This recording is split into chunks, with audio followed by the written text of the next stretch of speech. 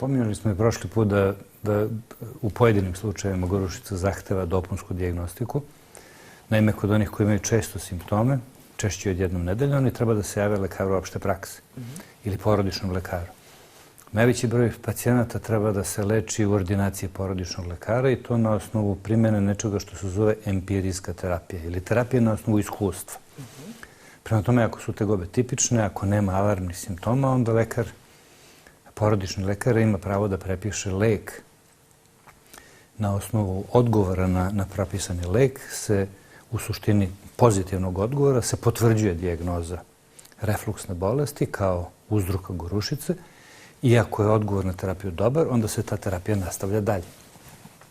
Oni koji ne odgovore dobro na takvu terapiju ili koji imaju neki od alarmnih simptoma, imaju razlog da idu dalje na dijagnostiku kod specijalista gastroenterologa, neki kod hirurga.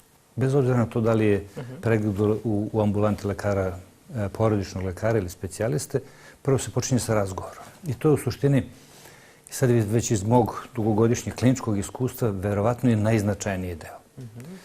Sve ostale dijagnostičke procedure koje se na to nadovezuju, u suštini moraju da se koreliraju, da se sagledaju u svetlu simptoma koje pacijent ima.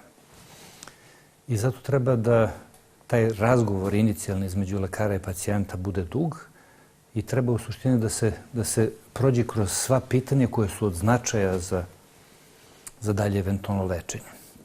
U prvom redu to se odnosi na to koliko je česta gorušica.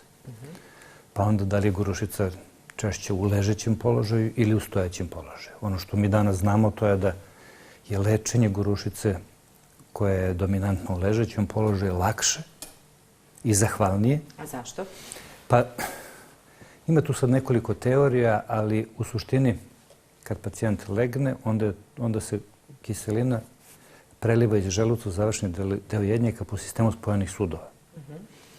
I to je tipičan način kako se kiselina izliva nazad u jednjak i mi znamo da će kod tih pacijenata, ako se količina kiseline smanji ili se hiruškom intervencijom napravi nova manžetna, tegoba da nestane.